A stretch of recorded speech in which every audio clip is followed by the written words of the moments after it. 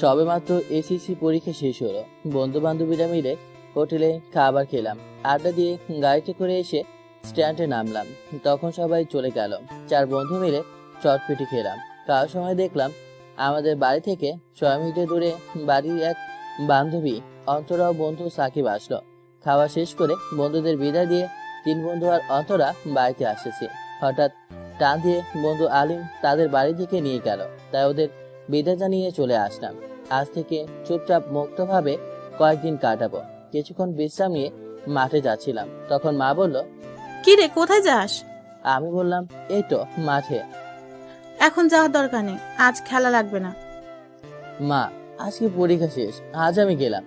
আজকে খেলবো বলে দিলাম দৌড়। পেছন থেকে মা ডাকছিল, কিন্তু তা না শুনে খেলতে গেলাম। খেলার মাঝে দেখলাম অন্তরা ভাই অনেক জিনিসপত্র নিয়ে যাচ্ছিল আর বলল, সাবধানে খেলিস। কি ব্যাপার আজ হঠাৎ আমায় উপদেশ দিল?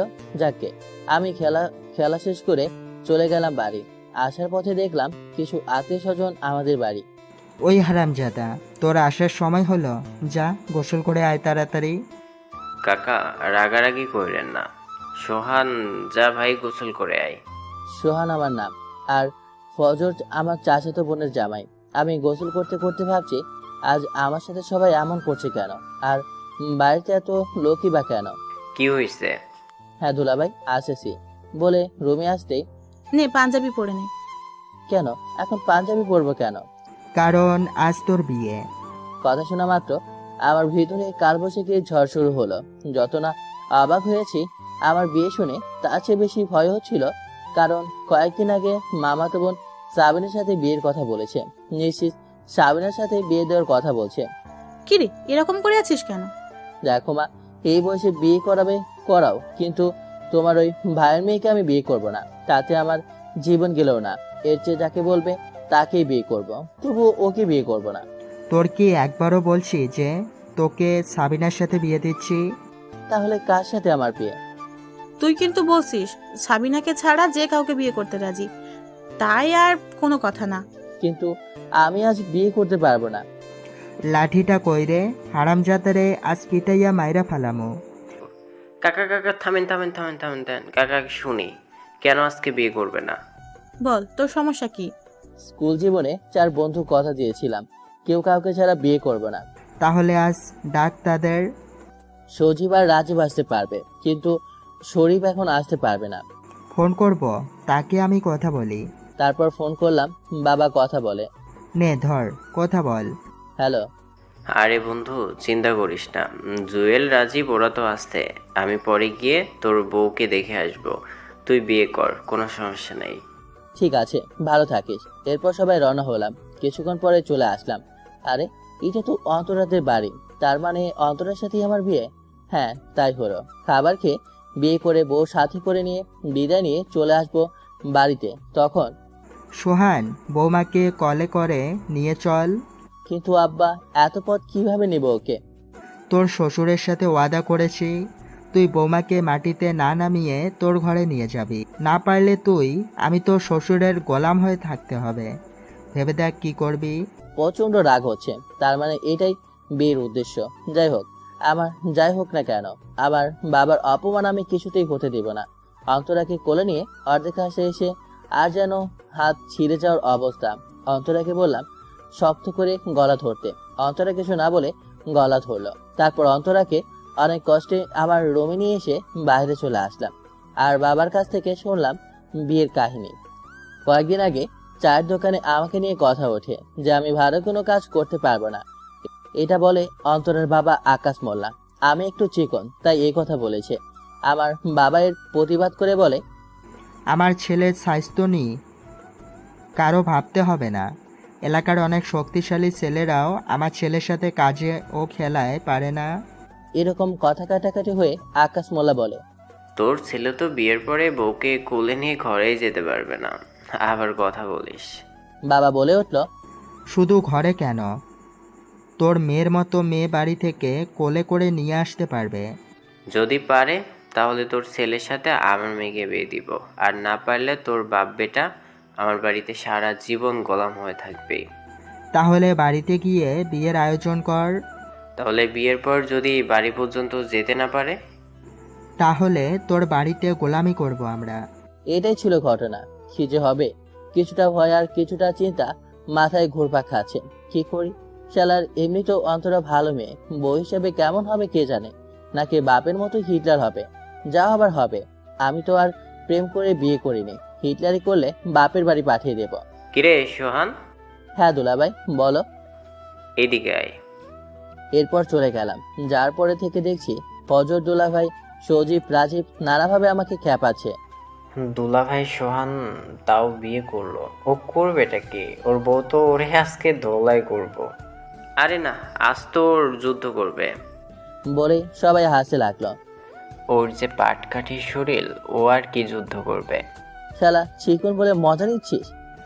আরে না, ভালো হতো যদি তোর মামাতো বোন রে বিয়ে করতে। তাহলে সাবিনা মোটা আর তুই পাতলা, ঠিক মোটু পাতলা হতো। থাম থাম, নতুন জামাই রেগে গেছে। নেই শালা, আরো মজা নেই। আল্লাহ দোহাই লাগে ভাই, বলিস না। তোর সব কথা শুনবো, থুবো বলিস না। কি রে শয়তানের দল, তোরা এখানেই থাকবি নাকি ওকে বাসর ঘরে পাঠাবি? তারপর দুলাভাই বলল, চল এবার বাগের কাছেই দিয়ে আসি তোরে। আরে দুলাভাই ভয় দেখিয়ে লাভ নাই, এটা কেমন ভাগ আরে দুলাভাই ভয় দেখিয়ে লাভ নেই, এটা কেমন ভাগ আমার জানা আছে। যাও, দেখা যাবে। বলে ঘরে ঢুকিয়ে দিল। আমাদের ঘর হলো টিনের, দরজা লাগিয়ে খাটে গেলাম। অন্তরা আমাকে সালাম করলো, বুঝতে পারলাম গ্রিন সিগন্যাল। অজু করে আসছো? হ করছি। তুই? এভাবে কথা বলছো কেন? আগে আমরা ফ্রেন্ড ছিলাম, তুই করে বলেছি। এখন তো আমরা স্বামী স্ত্রী, তাই এখন তুমি করে বলো। হুম ঠিক আছে। তুমি বিয়েতে রাজি ছিলে নাকি, নাকি জোর করে বিয়ে দিয়েছে? পাগল নাকি? বিয়েতে মত থাকলে না থাকলে তো যখন তোমার গলা জড়িয়ে ধরেছিলাম তখন তোমার গলা চেপে ধরতাম আর বিয়ে বন্ধ। যতই হোক বাপের মতো হিটারই বুদ্ধি আছে দেখছি। কিরে, গল্পই করবি নাকি আরো কিছু করবি? দোলাভাই জানালা দিয়ে পড়ল। দোলাভাই এটা কিন্তু ঠিক না, বলে জানালাটা আটকে দিলাম। এরপর দুজনে নামাজ পড়লাম। এখন কি করবে তাহলে? কেন? এখন আমরা প্রেম করব? তোর এখন বাইরে যাওয়া যাবে না, কালকে নদীর ধারে যাব।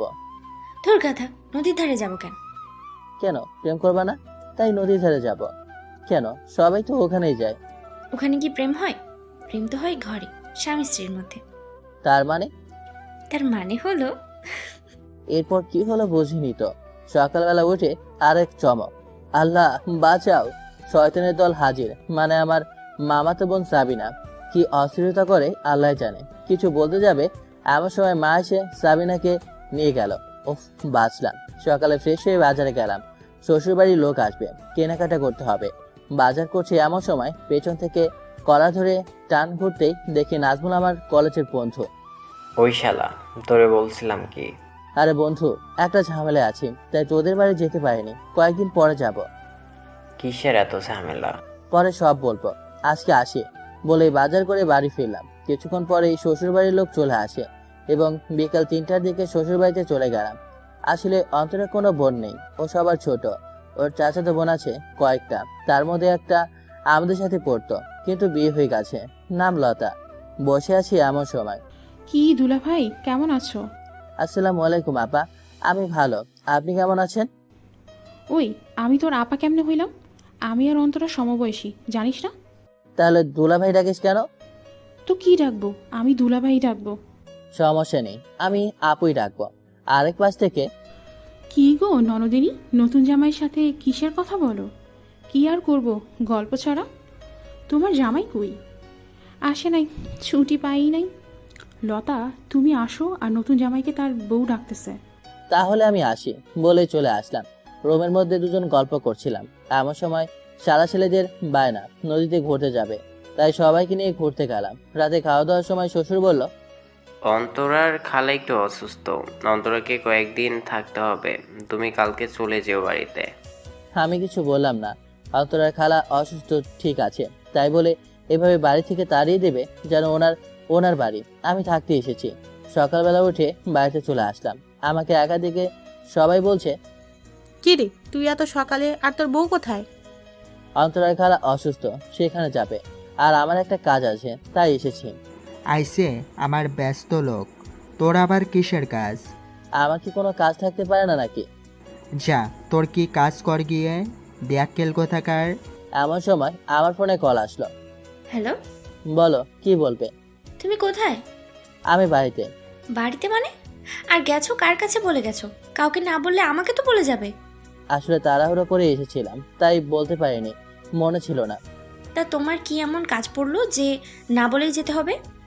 আরে তুমি তো খালার বাড়ি যাবে, তাই আমি তো চলেই আসতাম। তাই বলে এত রাগ করার কি আছে? কেন তুমি খালাকে দেখতে যাবে না? তোমার বাবা তো বললো আমাকে বাড়ি আসতে, তাই ভাবলাম যেতে হবে না। ঠিক আছে, থাকো তুমি। এই বলে ফোন রেখে আমি বাজারে চলে আসলাম। এসে বন্ধুদের সাথে আড্ডা দিয়ে বাড়িতে আসি। বাবার বগার ঝাড়ি খাই।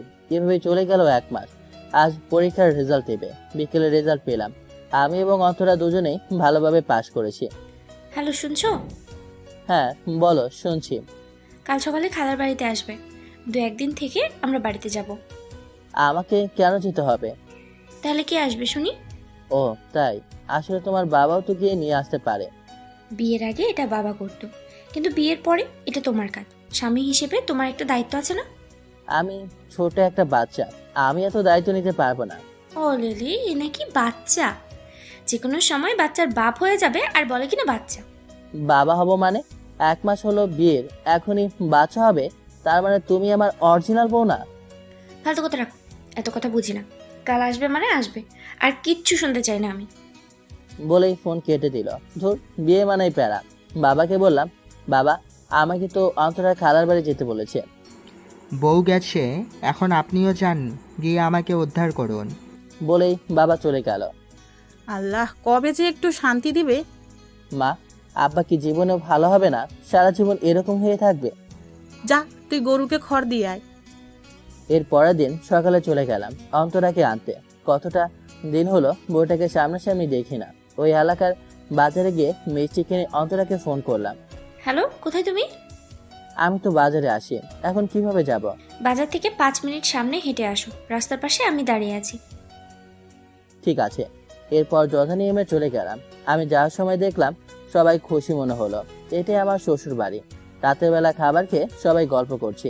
এমন সময় আমার খালা শাশুড়ি বলল, তা বাবা, তুমি কি করো এখন? পরীক্ষা শেষ হলো, রেজাল্টের অপেক্ষায় আছি, আর পরিবারের কাজকর্ম দেখাশোনা করছি। এরকম অনেকক্ষণ কথা বলে ঘরে এসে দরজা আটকে অন্তরাকে কোলে নিয়ে খাটে শুয়ে দিয়ে জড়িয়ে ধরে শুয়ে পড়লাম। হয়েছে, এত আহ্লাদ দেখাতে হবে না। এটা আহ্লাদ না, এটা ভালোবাসা। এত যখন ভালোবাসো তাহলে দেখা করতে আসলে না কেন? আসলে কাজের চাপটা একটু বেঁচে ছিল, তাই আসতে পারেনি। তাই বলে রাগ করবে? এটা রাগ নয়, এটা অভিমান, বুঝলে? এরপরে কি হলো বুঝিনি তো। পরের দিন বিকেলবেলা বাড়ি ফিরলাম। আসার পর থেকে আমি আর তার দেখা পেলাম না। রাতে শুয়ে আছি। এমন সময় অন্তরা বলল, রেজাল্ট তো দেওয়ার সময় হলো, তা এরপর কি করবে? কেন? কোনো চাকরি করব, পাশাপাশি পড়াশোনাও করব। এত কিছু একসাথে সামলাতে পারবে? কি করব বলো? এই অল্প বয়সে যদি বউ সামলাতে পারি, তাহলে সংসারটাও সামলাতে পারবো। আমি কি তাহলে তোমার বোঝা?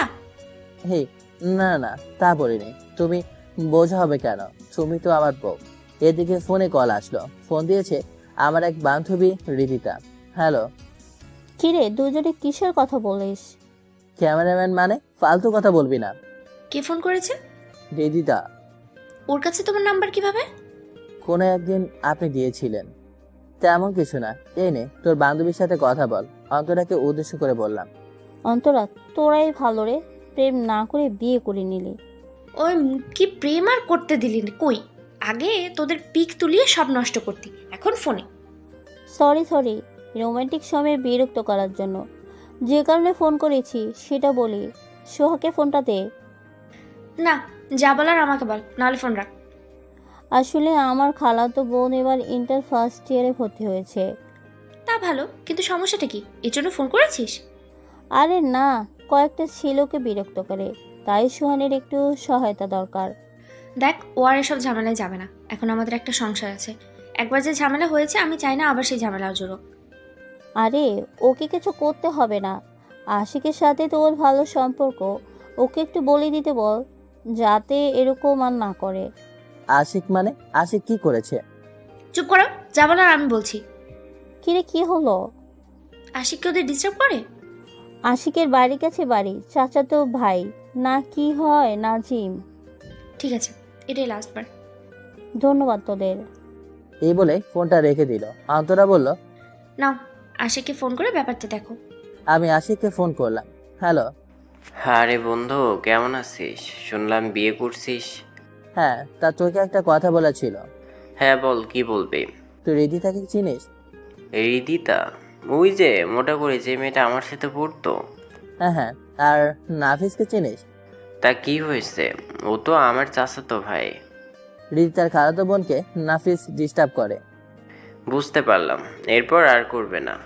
ধন্যবাদ বন্ধু, ভালো থাকিস বলেই ফোনটা কেটে পাশে থাকাতেই আমার হাত ধরে অন্তরা তার মাথায় রাখলো। কি করছো তুমি? আমার মাথায় হাত রেখে বলো, আর কোনো ঝামেলায় তুমি জড়াবে না। আমি কি ঝামেলা করলাম? এত কথা বুঝি না, এবার বলো, আর কোনোদিন কলেজের ঝামেলার মধ্যে নিজে জড়াবে না। ঠিক আছে, আর ঝামেলা করব না। বলা মাত্রই আমাকে জড়িয়ে ধরে কান্না করে দিল। আল্লাহ, মেয়েরা কথায় কথায় কান্না করে কেমনে ভাই, বুঝি না। আমি অন্তরাকে জড়িয়ে ধরলাম। এই কান্না করছে কেন? বললাম তো আর ঝামেলা করব না। এরকম কোনছুটি আর ভালোবাসা চলছিল আমাদের ভালোবাসা। এরপর রেজাল্ট দিল, আমরা ভালোভাবেই পাশ করলাম। বন্ধুরা সবাই পাশ করেছে। কলেজের ঝামেলার ঘটনা আমাদের জানাচ্ছি। আগে একটা সময় ছিল আমি কোনো আন্দোলনে জড়াতাম না, কিন্তু কলেজে গিয়ে আমার ভেতরে যেন প্রতিবাদী ভাবটা জেগে ওঠে। আমাদের কলেজের ছাত্রলীগ ছিল খুব সন্ত্রাসমূলক। তাদের কাছে আমরা ছিলাম এক কথায় খেলার পুতুল। যখন এসে মিটিং মিছিলে নিয়ে যেত, না খেলে মারধর করত। তাদের কাজকর্মে অতিষ্ঠ ছিলাম আমরা। আমাদের এলাকা থেকে প্রায় 20 জনের মতো ছাত্র আছে। কলেজে আর সন্ত্রাসী ছিল 10 থেকে 15 জন। তাদের কাছে আমরা ছিলাম জিম্মি। আমাদের এলাকার একজন আর পাশের 2 এলাকার 5 জনকে তারা কয়েক মাসে মারধর করে। আমাদের বান্ধবীদের সাথে আসা যাওয়া ছাড়া কোনো দেখতাম না, কারণ এতে করে মার খাওয়ার সম্ভাবনা থাকে। মনে মনে তাদের প্রতি সবাই অতিষ্ঠ ছিল। একদিন টেস্ট পরীক্ষা শেষে বের হয়ে দেখলাম আমার বন্ধু আরিয়ানকে কয়েকজন মিলে মারছে। সবাই তাকিয়ে দেখছে, কেউ কিছু বলছে না। ব্যাপারটা আমার খুবই খারাপ লাগলো। তখন ভেবে দেখলাম আমাকে কিছু করলে 5 থেকে 7 জন এগিয়ে আসবে। পরে যা হবে তা দেখা যাবে। কলেজে নির্মাণ কাজ চলছিল। সেখান থেকে একটা রড নিয়ে দৌড় শুরু করলাম। বন্ধু বান্ধবীরা পেছন থেকে ডাকছিল, কিন্তু আমি তা না শুনে এগিয়ে যাচ্ছি।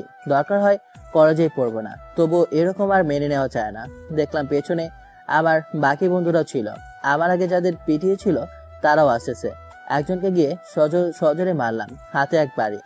যেই তারা আমাকে মারতে যাবে, তখনই বাকিরা এসে হামলা করে। মার খেয়ে সবাই পালিয়ে গেল। কেউ বিশ্বাস করেনি যে আমরা এমন একটা কাজ ঘটাবো। মার খেয়ে আরিয়ান ব্যথায় কাতর হয়ে পড়ে। সবাই এগিয়ে আসে হাসপাতালে নিবে বলে। থাক, কি করতে হবে তা আমি ভালো করে জানি। যখন মার খাচ্ছিল তখন কেউ এগিয়ে আসেনি, উল্টো দাঁড়িয়ে দাঁড়িয়ে দেখছিল। আর এখন সহানুভূতি দেখাতে আসছিল সবাই, তাই না? একটা ছেলে বলল, আসলে ওরা তো অনেক খারাপ, কখন কাকে মারে বলা তো চায় না। আরে ওদের হাতে আমি 2 বার মার খেলাম, আরো কয়েকজন মার খেলাম, ওরা পেয়েছেটা কি? ওরা কি পারবে? আমাদের সব সরলতা হচ্ছে আমাদের দুর্বলতা। ওরা মিটিং মিছিল করে আমাদের দিয়ে। কয়েকজন লোকের কাছে আমরা জিম্মি, আর কত মার খাবে? আমরা মাত্র কয়েকজন এগিয়েছি, ওরা মার খেয়েই পালিয়েছে। আর সবাই এক হলে কলেজের ত্রিসীমানায় কেউ আসবে না। ওই খাতা কলমান, আজ থেকে আমাদের ছাত্র সংগঠন প্রতিষ্ঠা করব, সবাই নাম দে। এরপর সবাই নিজেদের নাম লিখালো।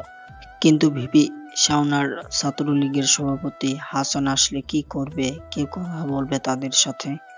আমি কথা বলবো। আর এখন সবাই শপথ করি, আজ থেকে আমরা কেউ অন্যায় সহ্য করব না। আর কাউকে আঘাত করলে সবাই মিলে পাল্টা আঘাত করব। এই বলে সবাই বাড়ি ফিরলাম। সব পরীক্ষা শেষ হলো।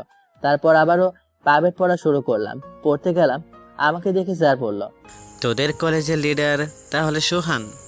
বন্ধু আসছিস, বন্ধুর মতো থাক, আমাদের কলেজের ব্যাপারে তোর না ভাবলে চলবে। এভাবে চলছিল দিনকাল। একদিন উপজেলায় এমপি আসবে, তাই আজ তো কিছু হবেই। তাই সবাইকে খবর দিলাম। কলেজে গিয়ে দেখলাম ছাত্রলীগের সভাপতি হাসান ভাই আর ভিপি শাওন সবাইকে ডাকছে উপজেলায় মিছিল নিয়ে যেতে। অন্যদিকে আমি কলেজের হ্যান্ডমাইকটা নিয়ে আসলাম, দাঁড়িয়ে আছি। একটা কথা কানে যায় না, চল সবাই, কেউ কিছু বলছে না। ভালোভাবে বলতেছি, কথা কানে যায় না, চল সবাই। মাইকটা হাতে নিয়ে বললাম, আমাদের সংগঠনের ছাত্রছাত্রীদের আহ্বান জানাচ্ছি, সবাই কলেজের গেট বন্ধ করে দাও। বলা মাত্রই গেট বন্ধ। বেশিবার বাড়িস না, এর ফল ভালো হবে না। যারা এদের হাতে মার খেয়েছ তাদের অনুরোধ জানাচ্ছি, এই দুজনকে বেঁধে ফেলো। এরপর দুজনকে বেঁধে মিছিল নিয়ে উপজেলায় গেলাম, গিয়ে উচ্চস্বরে স্লোগান দিতে লাগলাম। কিছু সময় পর এমপি আসলো, আর সব জানার পর তাদের দুজনকে বরখাস্ত করলো। আর কলেজে যেন কোনো অসামাজিক কার্যক্রম না হয় সেই বিষয়ে থানায় জানিয়ে গেল। আর কোনো সমস্যা হলে যেন তাকে জানায়। কলেজে ফিরতেই দেখি সব স্যার ম্যাডাম আর প্রিন্সিপাল স্যার সবাই গেটে দাঁড়িয়ে আছে। আসলে স্যাররা খুব খুশি যে কলেজে শান্তি ফিরেছে। ওইভাবেই কাটছিল দিন। এখন আর কলেজে কোনো অশান্তি নেই। পরীক্ষা শেষ হলো, এরপর তো সবাই জানেন। সকালে ঘুম থেকে উঠে দেখি আমার বড়লোক চাচা আসে, বাবার সাথে কি যেন কথা বলছে। আমি তাকে দেখব মোটেও প্রস্তুত ছিলাম না। তিনি যাওয়ার পর যা শুনলাম আমি হতবাক। এতদিন কিছু না, আজকে আবার কি মনে করে এমনটা বলছে। সকালে ধান লাগানোর জন্য মাঠে গেলাম। সারাদিন কাজ করে বাড়িতে এসে শুলাম আমাকে নাকি চাচার ফ্যাক্টরিতে কাজ দিয়েছে, কয়েকদিন পর যেতে হবে। যাক, পড়াশোনার পাশাপাশি কাজকর্ম করলে খারাপ হয় না। রাতে খাবার সময় বাবা বলল, কয়েকদিন পর তো কাজে যাবি, একদিন তোকে কাজ করতে হবে না। বউ নিয়ে আত্মীয় স্বজনদের বাড়ি থেকে ঘুরে আয়। রাতে অন্তরা বলল, চলো। আমাদের বাড়ি থেকে ঘুরে আসি। কেয়ার করা মানতেই হবে, বইয়ের কথা রাখতেই হবে। পরের দিন চলে গেলাম শ্বশুর বাড়ি। লোকে বলে শ্বশুর বাড়ি মধুর হাড়ি, কিন্তু আমার শ্বশুর পুরাই হিটলার। একটা রাতে অন্তরার ভাবি প্লাস আমি অন্তরার লুডো খেলছিলাম। এমন সময় আমার প্রচুর ঘুম পেয়েছে। আমি ঘুমাতে গেলাম। বিষয়টা বুঝতে পেরে অন্তরা আমার সাথে চলে আসলো। কি হলো, এত তাড়াতাড়ি আসতে হলো? বেশ তো সবাই মিলে মজা করছিলাম। সবার মজা ওখানে থাকলেও আমার মজা তো তুমি। তুমি যে এত শয়তান তা 12 যুগে বুঝতে পারিনি। আমি শয়তান? তা কি শয়তানি করলাম? আগে তো বলতে মেয়েদের থেকে দূরে থাকে, আর কোনো মেয়ের পিছনে ঘোরার সময় নেই, কিন্তু এখন তো দেখি তার উল্টো। আগে বলছি, যা করেছি তা এখনো তাই। আমি কোনো মেয়ের পেছনে ঘুরছি না। আমি আমার বউয়ের সাথে ভালোবাসাবাসি করি। এতে আমার শয়তানি কি দেখলা? বউ তো কি হয়েছে? আমি কি মেয়ে মানুষ না? মেয়ে মানুষ হলেও তুমি আমার বউ, যার হাতে হাত লাগলে হাতের সৈগেরা গুনাহ মাফ হয়। তুমি আমার সেই সঙ্গী যার সাথে কোনো সময় আল্লাহ ফরজ ইবাদতে লিপিবদ্ধ করবেন। আর তুমি আমার জানাতে দেওয়ার টিকিট কাউন্টার আর জাহান্নামে ককটেল। এই কি বললো? আমি তোমার জাহান্নামের ককটেল? বলে অভিমানীভাবে কিল মারতে লাগলো। আরে সোনা, ও সোনা, আমার কথাটা না বুঝে আমাকে মারছো? তাহলে বলো আমি জাহান্নামের ককটেল হলাম কি করে? যদি তুমি আমার প্রতি সন্তুষ্ট থাকো, আল্লাহ আমার প্রতি সন্তুষ্ট। আর যদি অসন্তুষ্ট থাকো, তাহলে তো আমার সব আমল বৃথা। তাই বলছি। সত্যি তো? সত্যি বলছি। আর ভাল লাগছে না, আসো আমরা ফরজ কাজ করি। আপনারা কি ভাবছেন কি করছি? আরে বলবো না, বুঝে নেন। সকালে দুজনে গোসল করে নামাজ পড়ে বাড়ির পাশে নদী বলেই নদীর পাড়ে হাঁটাহাঁটি করলাম। এরপর সকালে খাবার খাচ্ছি। এমন সময় আমার শাশুড়ি বলল, নাও বাবা, আবার কবে না কবে আসবে, তাই দই বানিয়েছিলাম, খাও। সকালে খাবারের সাথে দই খারাপ না। দই আমার অনেক পছন্দের, তাই খেতে লাগলাম। খাওয়া শেষের দিকে হাত চেটে খাওয়ায় আমার শ্বশুর বলল, কি ব্যাপার, এভাবে ফকির মিসকিনের মতো খাচ্ছ কেন? ফকির মিসকিনের মতো মানেটা ঠিক বুঝলাম না। না, যেভাবে খাচ্ছে তাই বললাম। আসলে তোমরা তো দই মই এগুলো তো আর তোমরা নিয়মিত খেতে পাও না, তাই এমন করে করছো। সমস্যা নেই, খাও খাও। কিছু মনে করবেন না, আমরা খেতে পাই না মানে কি? আঙ্গুল চেটে খাওয়া সুন্নত। আর কি বলে এগুলো আমরা খেতে পাই না? আরে আমি 1 মাসে যেটুকু দই খাই তা আপনার পুরো গোষ্ঠী মিলেও খায় না, যাও খায় অন্যর বাড়ির অনুষ্ঠানে। বিয়াদব, মুখে মুখে কথা, আমার গোষ্ঠীগুলোর কথা। তোর বাপ চাচারও তো খাইতো মানুষের বাড়ি আইলা কামলা দিয়া। আর তোর এত বড় বড় কথা, নাই তো টাকা পয়সা, শুধু মুখে ফটর ফটর। তোর গোষ্ঠী বিক্রি করলে আমার সম্পত্তি সমান হবে না। ঠিক মতো খেতে পাই না, আবার বড় বড় কথা। আমি আপনার সাথে তর্ক করতে চাই না। আম্মা, আপনি যান, অন্তরাকে ডেকে আনেন, না হলে এসব থামবে না। আমার শাশুড়ি অন্তরাকে তার কাকার বাড়ি থেকে ডাকতে গেল। কি জন্য যে ফকিন্নি পোলার সাথে মেয়ে বিয়ে দিলাম? তা আপনার মেয়েকে আপনার বাড়ি থেকে কম সুখে রাখেনি, তা আপনার মেয়েকে জিজ্ঞেস করে দেখেন। চুপ কর, বাপ দাদার নাম নাই, তার মুখে বড় বড় কথা। এই নিজেকে কি মনে করেন? হ্যাঁ, আমার বাপদাদার নাম নাই? আমি কি জারজ? আর একটা উল্টাপাল্টা কথা বলে খারাপ হবে বললাম। আর টাকা পয়সা আমাদের যা ছিল তা আপনাদের তুলনায় তুচ্ছ। শ্বশুর রেগে লাঠি নিয়ে মারতে আসলো, তখন আমি লাঠিটা কেড়ে নিলাম। বাবা চমৎকার। কথাটা শুনে চমকে উঠলাম, পিছনে তাকিয়ে দেখি অন্তরা। তুমি এটা কি করছো বাবা? তোমার থেকে এটা আশা করি নাই। শ্বশুর মানে অন্তরের বাবা আকাশ মোল্লা বলল, সব কিছু দেখেও তুই আমায় দোষ দিচ্ছিস? তোর ওই ফকিন্নি ছেলে আমাকে মারতে আসছে আর তুই আমাকে দোষ দিচ্ছিস? অন্তরার বাবার কথা শুনে যেন আকাশ থেকে পড়লাম। মারতে আসছে মানে? কি হলো এইসব? কি শুনছি? তোমার বাবা মিথ্যা বলছে, আমি না। তোমার বাবাই আমাকে অপমান করে কথা বলেছে আর আমাকে মারতে এসেছে। আমি তো শুধু লাঠিটা কেড়ে ফেলে দিলাম মাত্র। আল্লাহ, আমায় মরণ দাও। এরকম মিথ্যা অভিযোগ শোনার চেয়ে মরণ ভালো। একদম চুপ। আর একটা কথা বললে? চুপ করো তোমরা। ছি, আপনি এত নিচু মনের মানুষ, এরকম করে মিথ্যা আপনি বলতে পারলেন? ব্যাস, আমি আর কিচ্ছু শুনতে চাই না। শুনতে হবে। কি শুনবো? আমার বাবার চোখের পানি আর তোমার হাতে লাঠি। নিজের চোখে দেখেও আরো কিছু শুনতে হবে আমার? বলো। আমি তো মনে করি না। কিছু না জেনে কথা বলো না। আরে কিছু জানতে হবে না। তোমাকে তো আমি অনেক বিশ্বাস করতাম, আর তুমি আমার বিশ্বাসের এই মর্যাদা দিলে। তোমার বাবা মার সাথে তো আমি কোনো দিন ভালো ছাড়া খারাপ আচরণ করিনি, কিন্তু তুমি আমার বাবার গায়ে হাত তুললেও দ্বিতীয়বার ভাবলে না। হ্যাঁ, আর কি বলছো এসব? বিশ্বাস করো, এসব মিথ্যা। তোমার সাথে সংসার করতে রাজি হয়েছিলাম তোমার চরিত্র দেখে, কিন্তু আমি ভুল। তোমার চেহারা যেমন খারাপ, তেমন খারাপ তোমার চরিত্র, তেমন খারাপ তোমার মন। নিজেকে আয়নায় দেখেছো কোনোদিন? আর আমাকে দেখো, তবুও আমি সব নিজের ভাগ্য মনে করে সংসার করেছি, কিন্তু আর না। এই মুহূর্তে আমার সামনে থেকে চলে যাও। এর একটা সেকেন্ড সময় তোমার সাথে কাটাতে আমি চাই না। চলে যাও। তুমি তোমার এই চেহারা আর আমাকে দেখাবে না। এতক্ষণ যা বলেছিল তা শুনে যেন আমি বাকরুদ্ধ হয়ে গেলাম। কি উত্তর দেবো বুঝতে পারলাম না। অন্তরা বলা কথাগুলো কলেজায় তীরের মতো আঘাত লাগলো। না, অন্তরা তো ঠিকই বলেছে। আমার যে শরীর আর যে চেহারা, আর না আছে ধন সম্পদ। আমি না থাকলে হয়তো অন্তরা সুদর্শন কোনো ছেলেকে বিয়ে করতে পারবে।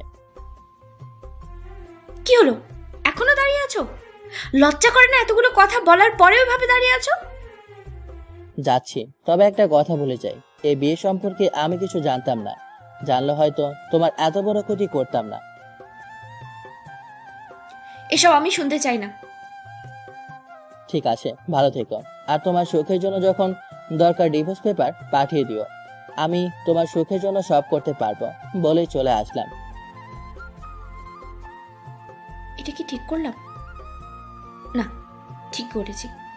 যে আমার বাবার গায়ে হাত তুলতে পারে তার সাথে এর চেয়ে ভালো ব্যবহার করতে পারবো না। আজ নিজেকে নিয়ে বেশি অসহায় মনে হচ্ছে। আজ পর্যন্ত চেহারা নিয়ে অপমানিত হতে হয়নি। আমার মতো ছেলের অন্তরার মতো মেয়ের সাথে মানায় না। চলে যাবো তার জীবন থেকে। এইসব ভাবতে ভাবতে বাড়িতে চলে আসলাম। কি রে সোহান, একা কেন? বৌমা কোথায়? আর তোর মন খারাপ কেন? মা, এই পৃথিবীতে টাকা পয়সা আর সুন্দর চেহারাই সব, তার মধ্যে আমার তো কিছুই নেই বলেই ঘরে এসে দরজাটা আটকে দিয়ে কান্না করতে লাগলাম। মাকে এর চেয়ে বেশি বললে বা মায়ের সামনে কান্না করলে মাও কান্না করে দেবে। আরে কি হয়েছে? এরকম করছিস কেন? নিশ্চয়ই দুদিনের ঝামেলা হয়েছে। যদি দোষটা তোর বাপের মতো তোর হয় না, দেখিস তোর কি হাল করি। কান্না করতে করতে কখন যে ঘুমিয়ে পড়লাম নিজেও জানি না। বিকেলে মায়ের ডাকাডাকি দিয়ে ঘুম থেকে উঠলাম। কি রে, কি হয়েছে? এসব কি শুনছি? কি করেছিস? আমি কি করেছি মানে? কি করেছিস জানিস না? তোর শ্বশুরের সাথে ঝগড়া করছিস, আবার অন্তরের গায়ে হাত তুলছিস। কি উল্টাপাল্টা বলছো? অন্তরাকে কেন মারতে যাব? কেন? তোর শ্বশুরের সামনে লাঠি নিয়েছিলি না? অন্তরাকে থাপ্পড় মারিস নাই? কে বলেছে এসব? যেই বলুক, তোর জন্য যদি কোনো কথা আমার শুনতে হয় তাহলে বুঝিস 2 দিন হলো না বিয়ের, ও বৌমারা শিখেছে। কে বলেছে এসব? আমি কোনো অন্যায় করি নাই। আবার মুখে মুখে কথা, তাই না? থাপ্পড় দিয়ে দাঁত ফেলে দেব হারামজাদা। আজকেই ওর বউ নিয়ে বিচার করতে হয়, সামনে না জানি আরো কত কি। দেখবে নাকি? ছেলেটা কার তা দেখতে হবে না? যেমন বাপ তার তেমন ছেলে। সারা জীবন আমার জীবনটা শেষ করে দিয়ে এখন তার গুণধর ছেলে আরেকটা মেয়ের জীবন নষ্ট করতে বসেছে। এখন সবাই চুপ, যে যার মতো চুপ করে আছে। কিছুক্ষণ পরেই একমাত্র ছোট বোন শান্ত এসে বলল, ভাই, বল কিছু লাগবে? না কিছু লাগবে না। তাহলে একটা কথা বলি, বল, কি বলবি? তুই কি সত্যি ভাবিকে মারছিস? না রে বোন, সত্যি বলছি, আমি তোর ভাবিকে মারি নাই। তাহলে ওরা এসব কেন বললো? বোন রে, তোর ভাই তো চিকন আর গরিব, আর গায়ের রংটাও শ্যামবর্ণ, তারপরও বেকার। তুই বল, এত কিছুর পর তোর ভাইয়ের সাথে কে মেয়ে বিয়ে দিবে? বিয়েটা হয়েছিল একটা দুর্ঘটনা, এখন সেটা সুস্থতা চাইছে তারা। না ভাই, ভাবি তো অনেক ভালো, তুই তো আমার চেয়ে ভালো জানিস। ভালো লাগা, ভালো জানা আর ভালোবেসে সম্পর্ক টিকিয়ে রাখা আলাদা জিনিস। ও ও তুই ওসব বুঝবি না, যা তুই বড় হলে বুঝবি। রাত তো অনেক হলো, চল ভাত খাবি। খাওয়ার ইচ্ছে করছে না, তুই যা। না, তোকে খেতেই হবে, চল বলছি। বাধ্য হয়ে খেতে গেলাম। মা আমার সাথে কথা বলছে না। আমি যে একটা মানুষ কেউ মনেই করছে না। আসলে মায়ের কষ্ট লাগাটাই স্বাভাবিক, কারণ আমার বাবা বদমেজাজি মানুষ। মাকে অনেক মারধর করেছে, এটা আমি ছোট থেকে দেখে আসি। সংসারে পর্যাপ্ত শান্তি ছিল না, আর যে সংসারে ঝগড়াঝাটি লেগেই থাকে সে সংসারের সন্তানেরা জানে এতে কতটা মানসিক সমস্যার মধ্যে থাকতে হয়। মা সবসময় চাইতো আমি যেন বাবার মতো না হই, তাই যত কষ্ট হোক মা আমাকে ছোট থেকেই সঠিক শিক্ষা দিয়েছে। এমনকি বিয়ের পরে যেন বউয়ের সাথে খারাপ আচরণ বা ঝগড়া না করি, তার জন্য আমাকে দিয়ে মা রান্না করাতো। মা বলতো, এটা তোর ধৈর্যের পরীক্ষা। আসলে মাটির চুলায় রান্না করা যে কোনো পুরুষের জন্য ধৈর্য ও সহ্যের বিষয়। আমাকে শেখাতো বউকে কষ্ট না দেই, দরকার হলে নিজে রান্না করি। আবার মাঝে মাঝে বলতো, তোর বাবা যে আমাকে মারে, তোর তখন কেমন লাগে? তখন আমি বলতাম খুব কষ্ট লাগে। মা তখন আমাকে জড়িয়ে ধরে বলতো, তুই বড় হয়ে যখন বিয়ে করবি, তোর বউ যত অপরাধ করুক, তুই কোনোদিন তার গায়ে হাত তুলবি না। আমিও তখন মাকে কথা দিতাম বউকে মারবো না। মা সব সময় চাইতো যেন আমার বউ তার ছেলের বউ না, মেয়ে হয়ে থাকে। আর তার ছেলে নাকি বউকে মেরেছে। মায়ের তো খারাপ লাগবে, তবে আমারও খারাপ লাগছে যে আমাকে সবাই নিশ্চিন্তে বিশ্বাস করত, সেই আমাকে আজ কেউ বিশ্বাস করছে না। এভাবে কেটে গেল কয়েকদিন। গ্রামের গণ্যমান্য লোক নিয়ে বসবে, তাই যারা আমাদের অভিভাবক মানে আমার চাচাতো কাকাতো বাড়িতে আছে তাদের ডাকতে। সেখানে গিয়ে দেখলাম দলিলপত্র, যেখানে মালিকানায় আমার দাদার নাম রয়েছে, কিন্তু এখন আমাদের কোনো জমি নেই। তারা অনেক আগেই আমাদের জমি দখলে আছে। আমার দাদা সহজ সরল হওয়ায় তাকে ঠকিয়ে জমি নিয়েছে। আমরা তাদের সাথে টাকায় পেরে উঠবো না, তার উপর দলিল নেই। কিন্তু আজ শিওর হলাম, আজ যে জমির দলিলপত্র আছে যেভাবে হোক নিতেই হবে। কিরে, কি ভাবছিস? না কাকা, আসলে আজ তো সমস্যার সমাধানের তারে তোমাকে ডাকতে আসলাম। চল তাহলে। দলিলপত্র সিন্ধুকে রেখে চলে আসলো। এরপর কাকাকে সব ঘটনা মানে আমার আর অন্তরের বাবার ঝামেলার কথা অন্তরাদের বাড়িতে গেলাম। আপনারা আসেন, কি আর বলবো, আসলে বলার তো কিছুই নাই, সবই তো জানেন আপনারা। তো সোহান, তুই তোর শ্বশুরকে লাঠি দিয়ে মারতে গেছিস কেন? আর তোর বউকে মারছিস কেন? কে বললো আমি অন্তরাকে মেরেছি? কে বলবে? অন্তরা বলেছে। অন্তরা এই কথা বলবে আমি বিশ্বাস করি না। তাহলে অন্তরা তুমি বলো, সোহান কি তোমার গায়ে হাত তুলেছে? আমার দীর্ঘ বিশ্বাস আছে, যাই বলো মিথ্যা কথা অন্তরা বলতে পারবে না। কিন্তু অন্তরা যা বললো তা শুনে আমি চমকে উঠলাম। আমি নিজের কানকে বিশ্বাস করতে পারছি না যে অন্তরা এমন কথা বলবে। সোহান আমার গায়ে হাত তুলেছে, বাবা নিষেধ করে, বাবাকেও মারতে উঠেছিল। অন্তরার কথা শুনে আমি থ হয়ে গেলাম। আমি তো নিজের প্রতি আস্থা রাখতে পারছি না, ও এটা কেমনে বলতে পারলো? কি রে সোহান, তোকে তো আমরা ভালো ছেলে হিসেবেই জানতাম, তাহলে এমন কেন করলি? তোর থেকে এইটা আশা করি নাই। কিন্তু ও তো বাস্তবায়ন করেছে, ওর সাথে আমার মেয়ে দিব না। এইভাবে তা করা যায় না। মানুষ মাত্র ভুলটা এইরকমই হতেই পারে, কিন্তু এই জন্য ওদের দুইজনের কলঙ্ক হবে। কি বলেন আপনারা? এখানে আমার বলার মতো ভাষা নাই। ছেলে যা করেছে। তাহলে কি করতে চান আপনারা? ওদের বয়স কম, একটু সময় দিন, হয়তো ভুল বোঝাবুঝি হয়েছে, কয়েকদিন পর সব ঠিক হয়ে যাবে। আমি আমার মেয়েকে ওর কাছে পাঠাবো না। যা হবার হয়েছে। আমার ছেলে অন্যায় করে থাকলে তার জন্য আমি আপনাদের কাছে ক্ষমা চাইছি। বাবার কথা শুনে আমি চমকে অবাক হয়ে গেলাম যে বাবা ধমক দেওয়া ছাড়া কথা বলতো না, আর সেই বাবা আমার জন্য মাপ চাইছে। আসলে বাবা মারা এমনই হয়, তারা সন্তানের সুখের জন্য সবকিছুই করতে পারে। ঠিক আছে, ও আগে বছরখানেক কাজকর্ম করুক, যদি ভালো কিছু করতে পারে আর আমার মেয়ে যদি যেতে চায় তাহলে মেয়ে দিব, আর না হলে তালাক করব। এছাড়া কোনো সিদ্ধান্ত নিতে পারবো না। মানলে মানেন, না মানলে আসতে পারেন।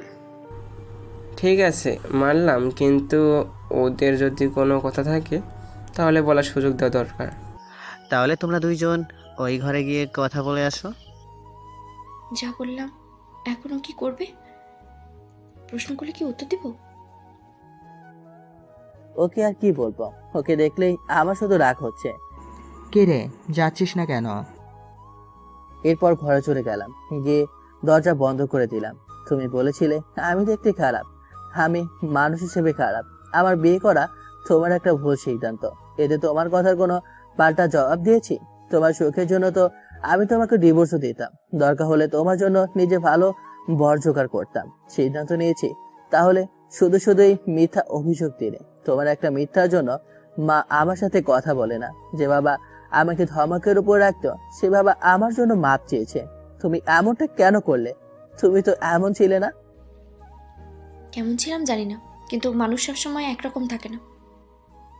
অনেক বদলে গেছো তুমি, এতটাই বদলে গেছো, আমার যে মা নিজের মেয়ের চেয়ে বেশি ভালোবাসে, সেই মায়ের চোখে আমাকে অপরাধী বানিয়ে দিলে বলে বের হয়ে আসলাম। অন্যদিকে অন্তরা মনে মনে অনুতপ্ত হয়ে গেছে, ভাবছে কয়েক মাস পর যখন সব ঠিক হয়ে যাবে তখন আবার ফিরে যাবে। এদিকে বাড়ি এসে ভাবছি, কয়েকদিন আগে আমার সুন্দর একটা স্বপ্ন ছিল, আর সব অন্ধকারে পরিণত হয়েছে। কিছুক্ষণ পরে মনে পড়লো সেই দলিল পত্রের কথা। বাড়িতে আমার কথা কেউ শুনবে না। আমার বড় চাচাতো ভাই বাদলকে বিষয়টা জানালাম। সে পেপার কাট মিস্ত্রি। তুই ঠিক দেখছিস তো নাকি? হ্যাঁ ভাই, আমি ঠিক দেখছি। তাহলে যা করার আমাদের দুজনেই করতে হবে। কেন? আরিফ ভাই তো আছে। থাকলে কি হবে, ও তো পেট পাতলা, বউয়ের কাছে বলে দিলে সব শেষ। তাহলে কি করবে? চিন্তা করিস না, আজ রাতে ওই দলিল চুরি করব। দেখো ভাই, এমনিতে আমি অশান্তির মধ্যে আছি, আর তুমি কি সব বলছো? যদি ধরা পড়ি তাহলে? তুই এখন মানসিক চাপে আসছিস, তাই বুঝতে পারছিস না। আগে দলিল হাতে পাই, দেখবি তুই সব করতে পারবি। ঠিক আছে, তাহলে আজ রাতেই যাব। যা, আমি রাতে তোকে ডেকে নিব। রাতে ভাই ডাকলো, দুজনে গিয়ে ঘরের পিছনে টিন করে ভিতর ঢুকলাম। ভাই মিস্ত্রি হবায় কাজ করতে সিন্দুকের নাট খুলে ভিতর থেকে ওগুলো নিয়ে আগের মতো রেখে আসলাম। রাতে এসে ঘুমিয়ে পড়লাম এবং পরের দিন কোর্টে গিয়ে দলিল নিয়ে আবেদন করলাম। আর কিছু জায়গাতে টাকা দিয়ে ঘুষ যেতে হয়েছে। এসব বাড়িতে সবাইকে বললাম এবং পোড়া জমি দখলে পেলাম। কয়েকদিন ঝামেলা হওয়ার পর 2 মাস পরে সবার জমি বন্টন হলো। এখন জমির বৌদ্ধ মালিক আমরা। আমার বাপ চাচারা ছোট থাকতে দাদা মারা যায়, আর দাদার ভাইরা জমি ভুয়া দলিল দেখে জমি দখল নিয়েছিল। এখন আমরা সেই জমি ফিরে নিলাম। এখন বলতে গেলে আমরাও ধনী ফ্যামিলি, এক একজন 16 বিঘা জমির মালিক। ঝামেলার কারণে আমি আর কাকার কাছে যাইনি। এখন আমরা তাদের চোখের কাটা। ভার্সিটিতে ভর্তি হয়েছি আর বাড়িতে বসে কোনো কাজ করব, এমনটাই ভাবছি। ঠিক তেমনই পরিকল্পনা করছি। একদিন ভার্সিটিতে ক্লাস করছি, তখন ফোনে জানতে পারলাম বাবা স্ট্রোক করেছে। খবরটা শোনা মাত্র বাবাকে হাসপাতালে নিতে বললাম। কয়েক ঘন্টার মধ্যে হাসপাতালে আনা হলো। প্রাথমিক চিকিৎসা দেওয়া হলে কিছুটা বিপদমুক্ত। কিছু সময় পরে হাসপাতালে আসার পর দেখি মা কান্না করছে। আমার 2 চাচাতো ভাই এসেছে। ঘন্টাখানিক পর ডাক্তার বলল বাবার হার্টে রিং পরানো লাগবে। তার যে পরিস্থিতি, সে সুস্থ হবার পরে ভারী কোনো কাজ করতে পারবে না, অনেক টাকায় খরচ হবে। মেজো চাচাতো ভাইয়ের নাম আশরাফ সোহান। আমার বাড়ি যাওয়া লাগবে না, এক রাত থেকে যা, দরকার আছে। তুই আছোস, সোহান আছে, চাচি আছে, এত লোকের কি দরকার? সোহান তো টাকার জন্য বাড়িতে যাবে, আর চাচির তো সবসময় কাকার কাছে থাকতে হবে। আমাদের কখন কি জন্য বাইরে যাওয়া লাগে? সোহান, তুই একা কেমনে এত টাকার ব্যবস্থা করবি? মায়ের কথায় অনেক আত্মবিশ্বাস পেলাম, কেননা আজ অনেকদিন পর মা আমার সাথে ভালোভাবে কথা বলছে। মা, তুমি চিন্তা করো না, আমি যেভাবে হোক অপারেশনের টাকা আগে জোগাড় করি, আর কাকাকে একটা গরু বিক্রি করতে বলবো পরে খরচের জন্য।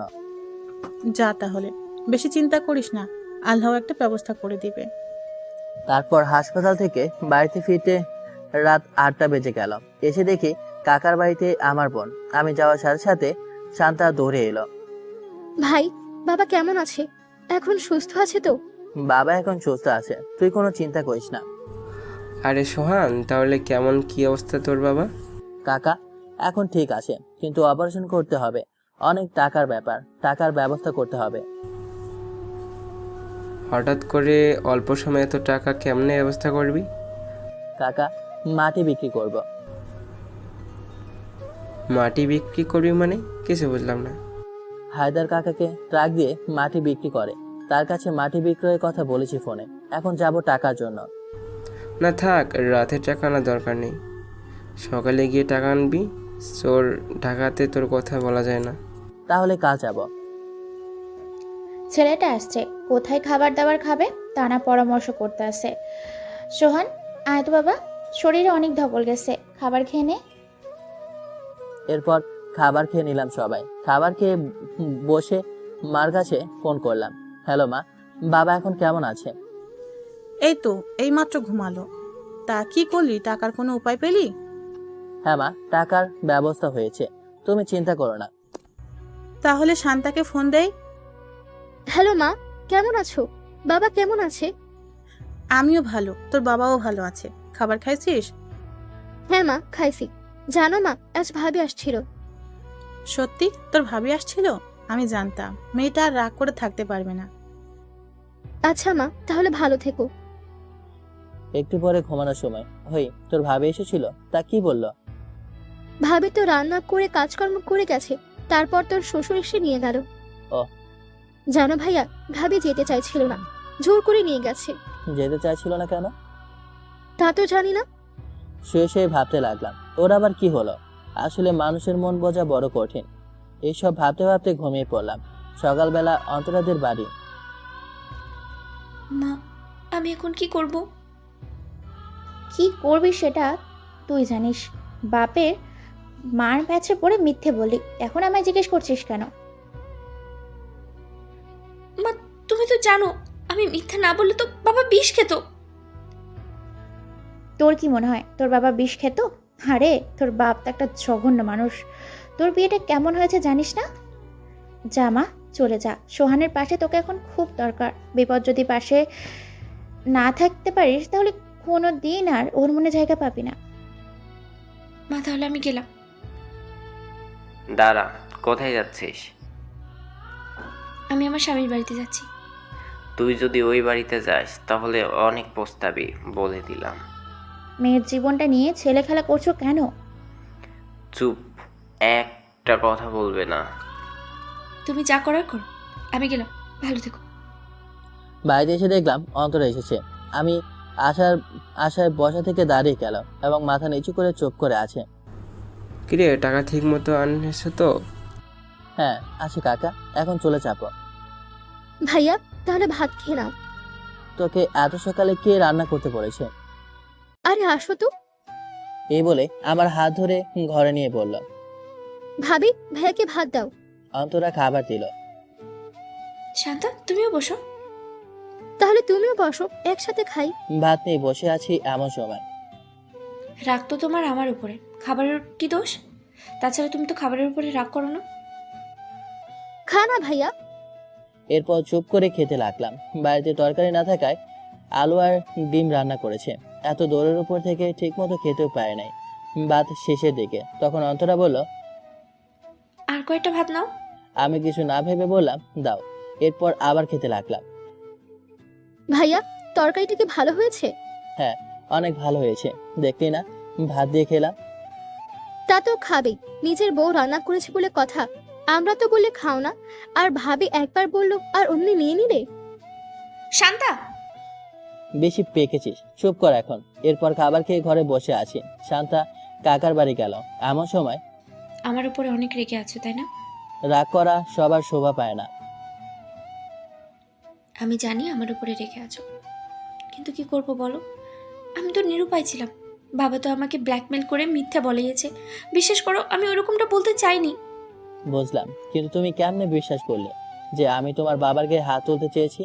এতদিনে এই চিনলে আমাকে? কি করব বলো? সবাই তো নিজের বাবাকে বিশ্বাস করে, আমিও তাই করেছিলাম। তখন তো বুঝতে পারিনি আমার বাবা এমনটা করবে। প্লিজ আমাকে মাফ করে দাও, আমি কখনো তোমাকে অবিশ্বাস করব না। মাপ কেন চাইছো? আমি তো তোমার প্রতি কোনো অভিযোগ রাখিনি, তাহলে মাপ চাওয়ার বিষয় আসে কেন? কেন আসবে না? আমি কি একবারও বলেছি যে তুমি অন্যায় করেছো? তাহলে মাপ কেন চাইবে? একটা কথা রাখবে? কি কথা? বাবাকে দেখতে নিয়ে যাবে হাসপাতালে? কি আসতে হবে? ওখানে থাকতে দেবে না? তাহলে দেখি চলে আসবো। তাহলে শান্তাকে নিয়ে চলো, ও একা একা থাকবে কেন? এরপর কাকাকে বলে গেলাম গরুগুলো ঠিকঠাক ভাবে লালন পালন করতে। 2 ঘন্টা পরে পৌঁছে গেলাম। অন্তটাকে দেখে মা অনেক খুশি হলো, যেন মায়ের কাছে মেয়ে ফেরত এসেছে। আমি গিয়ে কাউন্টারে টাকা জমা দিয়ে আসলাম। ঘন্টাখানেক পরে অপারেশন হলো। এরপরে বাবার জ্ঞান ফিরল। বাবার সাথে দেখা করে সবাই বাড়ি চলে আসলো। বাবার সাথে মা আর আমি রইলাম। এভাবে 20 দিন পর বাবাকে বাড়ি আনা হলো। হাসপাতাল থেকে এসে বাড়িতে এসে মাটি বিক্রি করে সেখানে পুকুরের মতো করে মাটি দিলাম। এদিকে গরুর খাবার, জমি চাষের খরচ, আবার সংসারের খরচ, তা কিভাবে চালাবো? বাড়ি থেকে গেলে বাড়ির কাজকর্ম হবে না, বাড়ি থেকে ইনকাম হচ্ছে না, ফসল উঠতে আরো 20 দিন সময় লাগবে, তার জন্য টাকা লাগবে। চিন্তায় মাথা কাজ করছে না, কি করব না করব। গরু বিক্রি করা যাবে না। রাতে খাওয়ার সময় মা বলল, কিছু টাকা ঋণ নিয়ে গরু, ভুসি আর ফসল ঘরে তোল। ফসল ঘরে আসলে সংকট দূর হয়ে যাবে। চিন্তা করে দেখলাম মায়ের কথাই মানতে হবে। তাহলে কিছু ঋণ নিলে বছরে ঋণ শোধ হয়ে যাবে। ব্যাংক থেকে ঋণ নিয়ে গরুর খাবার কিনলাম, আর ফসল ঘরে তোলার জন্য 2 জন লোক নিয়ে ধান কাটার মেশিন দিয়ে ধান কাটলাম। ক্ষেত থেকে গাড়িতে করে ধান বাড়ি নিলাম। খড়গুলো বাড়ির সবাই মিলে রোদ দিয়ে বাড়িতে নিয়ে গেলাম। কাজের চাপে সময়ের খাওয়া ভুলে গেলাম। এখন আমার সামনে একটাই লক্ষ্য, যে পরিবারকে সুখী রাখতে হবে। একদিন দুপুরে খাবার খাচ্ছি, তখন সোহান, হ্যাঁ বাবা, কিছু বলবে? লেখাপড়া করে গ্রামে কৃষিকাজ করছিস, আবার এই বয়সে সংসারের দায়িত্ব কাঁধের উপর, তোর খুব কষ্ট হচ্ছে তাই না? না বাবা, আমার কষ্ট হচ্ছে না। আমাকে বলতে হবে না, আমি ভালো করে জানি। আসলে বাবা, সংসার তো চালাতে হবে। আমার বয়স যখন 11 তখন তোর দাদা মারা যায়। তখন থেকেই মানুষের বাড়ি পেট ভাতা খেটে আর বড় হয়ে হাইলারাখাল থেকে কামলা দিয়ে আর ইচ্ছে করতো না কাজ করতে, তাই তোদের সাথে রাগারাগি করতাম। আমাকে মাফ করে দিস রে, আমি তোদের সাথে অনেক অন্যায় করেছি। বাবা, এসব রাখো তো। তুই আর এসব কাজ করিস না, জমি বর্গা দিয়ে দে, বছরে খাবার পেয়ে আরও বেঁচে যাবে। আর বাড়িতে থেকে কিছু একটা কর, না হলে শরীরটা অল্প বয়সে নষ্ট হয়ে যাবে। আমি বাবার মুখে এমন কথা শুনবো কোনোদিনও ভাবিনি। আগে বাবা ঠিক মতো কাজ করতো না, নিজেদের জমিও ছিল না, সংসার চালানোর কষ্ট হতো। আমি যখন ক্লাস 9-এ উঠলাম তখন থেকে মানুষের জমিতে কাজ করে নিজের খরচ চালাতাম। এতে করে আমি অন্য সবার চেয়ে টাকা পয়সা বেশি খরচ করতাম। আমার বাবা যে ছোটবেলা থেকে কাজ করতে করতে ক্লান্ত, তাই অভাবের সংসারে বেশিরভাগ সময় বাবা মায়ের ঝগড়া বকাবকি শুনতে হতো। আমি ভাবতাম যে সবাই কাজ করে, আমার বাবা কম কাজ করে কেন, আর শুধু শুধু বকাবকি করে। কিন্তু আজকে বাবার কথা শুনে আমার শখ রাগ কমে গেল। বাবা, জমি বর্গা দেওয়া লাগবে না, আমি পরিমাণ মতো কাজ করব, আর পুকুরে তাহলে মাছ চাষ করি, এতে করে ভালোই চলে যাবে। তুই এগুলো করে সংসার চালাতে পারবি তো? বাবা, একটা সময় তো আমাদের এই জমি ছিল না, তুমি তো একা কাজ করে আমাদের সংসার চালিয়েছো, তাহলে আমিও পারবো। তখন তো তোর মা অনেক কাজ করতো, তুই কাজ করে তোর আর তোর বোনের খরচ চালাতি। তখন লোক ছিলাম 4 জন, খরচ কম ছিল। এখন বিয়ে করলি, শান্তা বড় হলো, আমাকে তো তুই সাহায্য করতি, আমি তো তোকে তা করতে পারছি না। তাই তাছাড়া জিনিসপত্রের যে দাম। বাবা, এসব নিয়ে চিন্তা করো না, আমি ঠিকই পারবো। এরপরে কাজকর্ম শেষে রাতে ঘরে ঘুমানোর আগে, কি হলো, তোমার মন খারাপ কেন? আমি কি কোনো মানুষ? তাছাড়া রাগ করবো কার উপরে? বুঝেছি, আমার সোনা বউটা অভিমান করেছে। তা কি জন্য এতটা অভিমান করে আছো? কেন করব না? কাজের চাপে তুমি এতটাই ব্যস্ত যে আমার দিকে একটুও সময় দাও না। আমার কি ইচ্ছে করে না আমার স্বামী আমার খেয়াল রাখবে, ছোট ছোট আবদার পূরণ করবে? কিন্তু না, সেই রাতে আর দিনে খাওয়ার সময় ছাড়া তোমাকে পাওয়াই যায় না। আসলে পুকুর করার কাজে আমার বাবা হঠাৎ হঠাৎ করে অসুস্থ। জমির ফসল কাটা, রোপণ করা একটু ব্যস্ত ছিলাম। এখন তো আর এত কাজ নেই, তাই এখন আমি বইয়ের আঁচল ধরেই ঘুমাবো। আমার এমন স্বামী চাই না যে সবসময় আঁচল ধরে ঘুরঘুর করবে। তাহলে কেমন হতে হবে? আমার সময় মতো ভালোবাসা আর আদর সোহাগ হলেই চলবে। আচ্ছা, একটা কথা বলি। বলো, কি বলবে? আমার না বাচ্চাদের অনেক ভালো লাগে। তা তো আমারও লাগে। শোনো না, আমরা তোমার মতো মিষ্টি একটা পাবো না? ইস, তোমার বয়স কত? সেটা তুমি জানো না? জানি, 20 বছর 5 মাস, যার আইন অনুযায়ী বিয়ের বয়স হয়নি। ছোট বিয়ে করেছি, ইসলামের দৃষ্টিতে ঠিক হলে হলো, আইন দিয়ে কি করব? তোমার বয়স কম, এত তাড়াতাড়ি বাচ্চা নেওয়া ঠিক হবে না। আচ্ছা, মেয়েদের 20 হলেই তো বাচ্চা নিতে পারে, তোমার তো সে বয়স হয়েছে, তাহলে? ঠিক আছে, বাচ্চা নিব, কিন্তু 7-8 মাস পরে নেব। সত্যি বলছো তো? হ্যাঁ সত্যি। এবার আমি একটু আদর করো, বাচ্চা নিলে তো তখন তাকে নিয়েই থাকবে। ওয়ে, বাচ্চা নেব, আরেকটা বিয়ে করছি না যে তোমার আদর করব না। ইস, শখ কত, আরেকবার বিয়ের কথা বললে না? বললে কি? খুন করে ফেলবো। খুন হওয়ার দরকার নাই, আমার বউটারে একটু আদর করি তাহলে চলবে। সকালবেলা ঘুম থেকে উঠে বাজারে গেলাম, বাজার করে বাড়ি ফিরলাম। কি হলো, সকালবেলা কাউকে কিছু না বলে চলে গেলে কেন? আরে কতগুলো মাছের জন্য বলে আসলাম, আর কিছু বাজার করে আসলাম। তা বেশ। কিরে, মাছের জন্য উপযোগী আছে তো পুকুর? হ্যাঁ বাবা, ঠিক আছে। আর একটু সুখবর বাবা। কি সুখবর? মাছের সাথে ঝিনুক চাষ করতে পারবো। কৃষি অফিসারের সাথে আলাপ করেছি। কি বলিস, আজকাল মানুষ ঝিনুকও খায়? বাবার এমন কথা শুনে অন্তরা ও শান্তা হেসে উঠল। হাসছিস কেন? বাবা, এই ঝিনুক থেকে মুক্ত হয়, এতে খরচ নেই বললেই চলে। মুক্ত হতে তো অনেক বছর সময় লাগে। না বাবা, মাত্র 2 বছরেই ঝিনুকে মুক্ত হয়। দোয়া করি বাবা, আল্লাহ যেন তোর মনের আশা পূরণ করে। এভাবে আমি আমার কাজ করে যাচ্ছিলাম, আর মাত্র কয়েকদিন পরে ঈদ। ঈদের জন্য কিছু কেনাকাটা করা দরকার। বাবার জন্য পাঞ্জাবি আর লুঙ্গি, মায়ের জন্য শাড়ি, বোনের জন্য আর বউয়ের জন্য 3 পিস কিনলাম। কিন্তু বউ অনেকদিন আগে একটা শাড়ি চেয়েছিল, বউয়ের জন্য নিলে বোনের জন্য নিতে হবে, আর নিলে আমার কেনা হচ্ছে না, তবুও কিনে আনলাম। কারণ 2-1 দিন পরে কিছু আল্লাহ চাইলে টাকা আসবে, কেনাকাটা করে বাড়ি আসবো। আমার সময় মনে হলো 2 ভাগিনী আর 1 ভাগিনার জন্য কিছু কিনে নেই। আপনারা ভাবছেন ভাগিনা ভাগ্নি, আসলে এরা আমার চাচাতো বোনের ছেলে মেয়ে। আমার আরেক চাচাতো বোন মারা গেছে, তার ছেলেকে 2000 টাকা দিলাম কেনাকাটা করার জন্য। এখন আমার কাছে মাত্র 1600 টাকা। ঈদের দিন খরচ আছে। বাড়িতে চলে এসে কাপড় চোপড় রেখে পুকুরে মাছের খাবার দিতে গেলাম। মাছগুলো বেশ বড় হয়েছে। সিলভার কাপগুলো এক একটা 500 থেকে 900 গ্রাম হয়েছে। এগুলো বিক্রি করা যাবে। যদি আধমন বিক্রি করি তাহলে আবার অনেকদিন চলতে পারবো। জেলেদের খবর দিলাম, ঈদের আগের দিন মাছ ধরবে। বাড়িতে এসে মাকে ডাকলাম। কি রে, এত জিনিস কিনলি কেন? একদিন তো কিনেছি, প্রতিদিন তো না। তা শান্তা কোথায়? কে জানি কোথায় গেল, দেখছি না তো। এ নাও মা, এটা তোমার, এটা বাবার, এটা শান্তার, এটা অন্তরার, এটা স্বাধীনের, এটা সাথীর, এটা সোমায়ার। তা বুঝলাম, কিন্তু তোর জিনিস কই?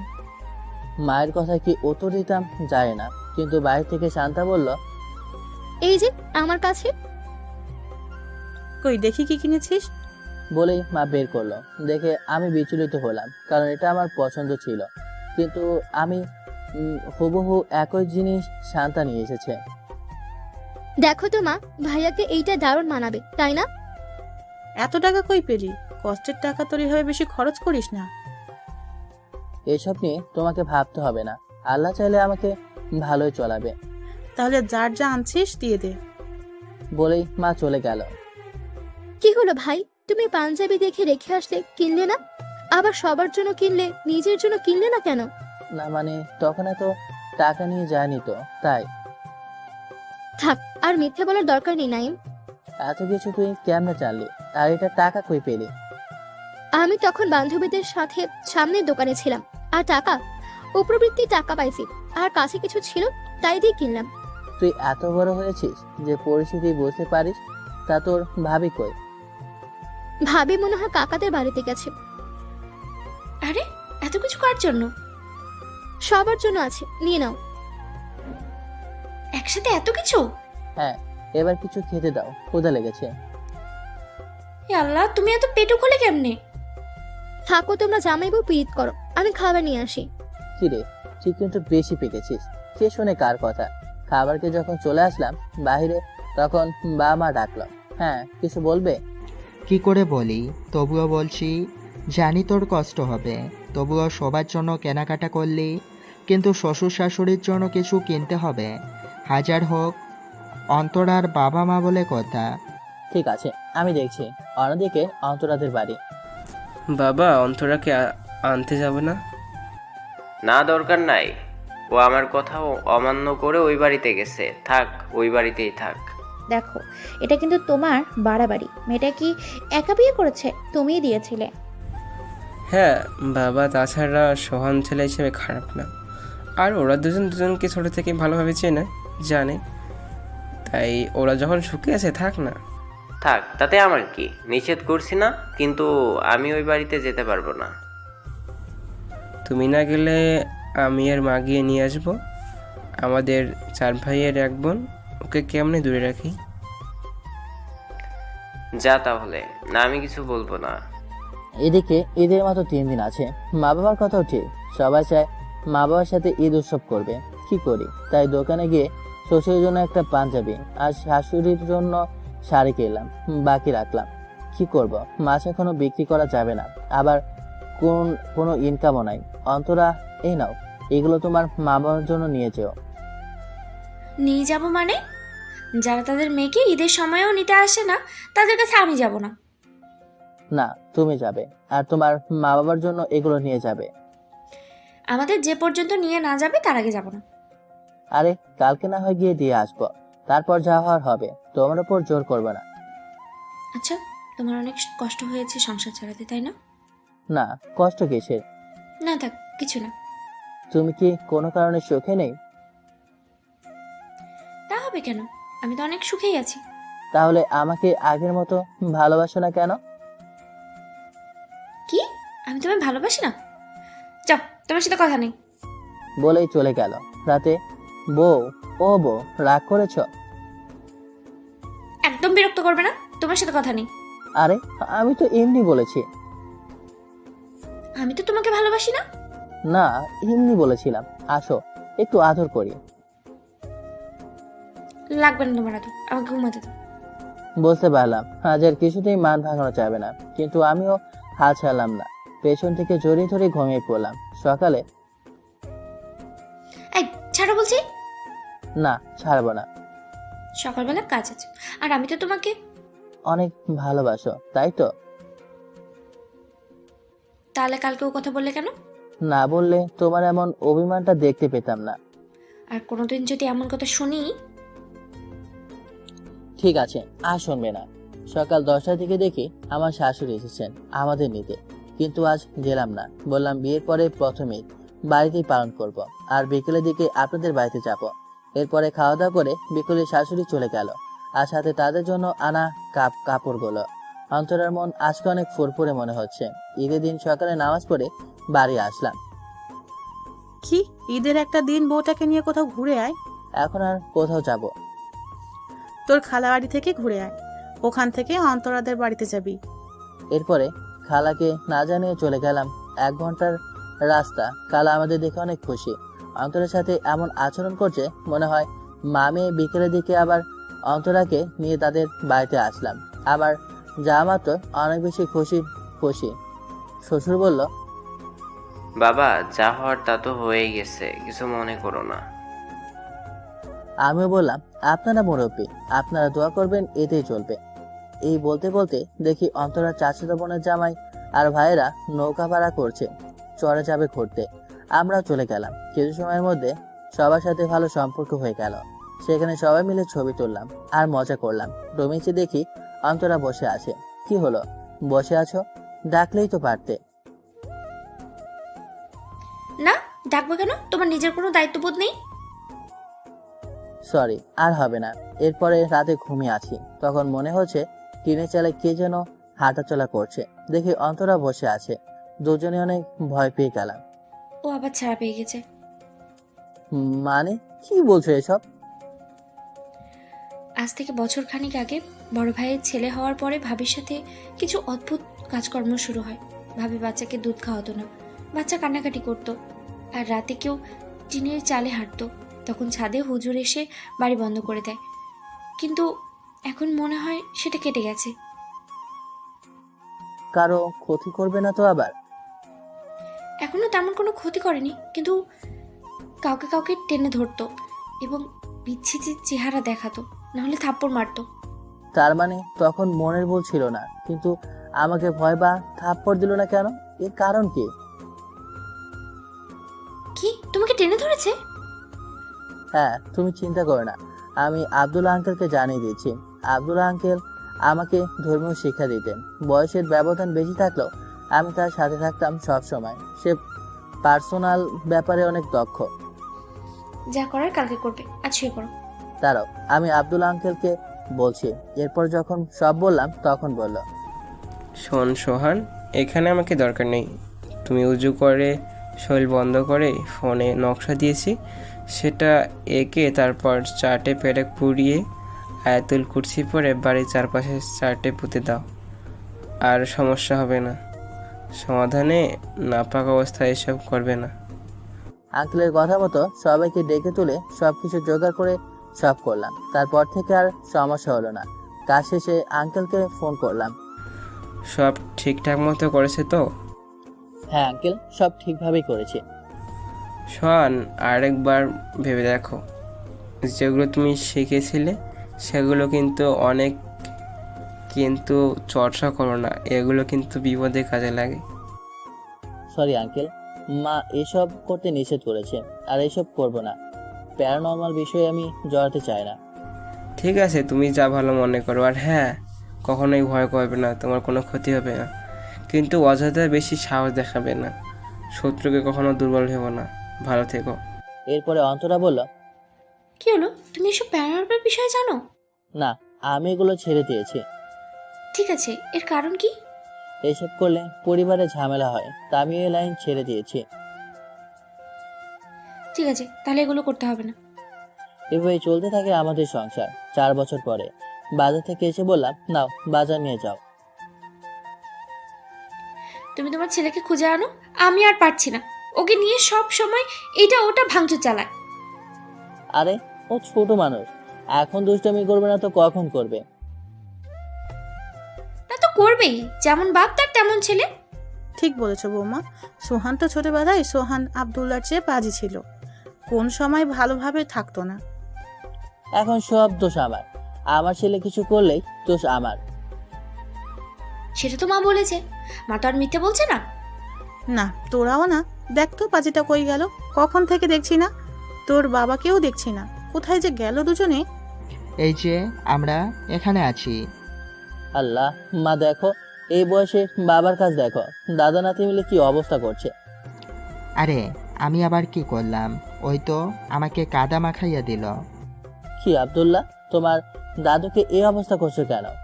আর করব না এমন। বাবা, আপনারা গেছিলেন কোথায়? দোকানে গিয়েছিলাম, সেখানে থেকেও বায়না ধরল পুকুর মাছ দেখতে যাবে, আর এরপরে এই অবস্থা। সোহান, একটা বিয়ের প্রস্তাব ছিল শান্তার। না বাবা, ওর ইচ্ছে ও পড়াশোনা করবে, কেবল তো কলেজে গেল, আর কয়েক বছর যাক। ওর অমতে বিয়ে দেওয়ার দরকার নেই। সেটা তোর যা ভালো মনে হয়। রাতে শান্তা, তুমি কোন পর্যন্ত পড়তে চাও? কেন ভাবি? আমি ডিগ্রি করতে চাই। ভালো, তাহলে মন দিয়ে পড়াশোনা করো। ঠিক আছে ভাবি, আর ভাইয়াকে বলো কিছু টাকা লাগবে বই কেনার জন্য। বলো লাগবে কেন, তুমি টাকা নিয়ে যেও। কি হলো, আমার আব্দুল্লাহ কই? কেন, ও তো ওর নানার বাড়িতে গেছে। কখন গেল? নিয়ে আসি। আরে কি বলে, একটা রাত থাকবে, আবার এই জন্য যেতে হবে না? ছেলেটাকে ছাড়া থাকবো? তোর ভালো লাগে না? আরে একটা রাতেরই তো ব্যাপার, আর এ তো আমারও একটু নিশ্চিন্তে সময় কাটাবো তাহলে। এখন তাহলে একটু আদর করি, আসো। তা আবার বলতে হবে? এরপরে রাত 12টার দিকে ডাকা ডাকে। আর কান্নার শব্দে ঘুম থেকে উঠলাম। আরে দরজা খুলে দেখি আমার শ্বশুর আব্দুল্লাহকে নিয়ে এসেছে। রাতে ঘুম ভাঙানোর পর আমাদের দেখতে না পেয়ে কান্না করছে। সেখানে শ্বশুর শাশুড়ি বেহাল। এভাবেই চলছে জীবনটা। আল্লাহর রহমতের সুখে এই দিনগুলো কাটে। তো কেমন লাগলো গল্পটা অবশ্যই জানাবেন।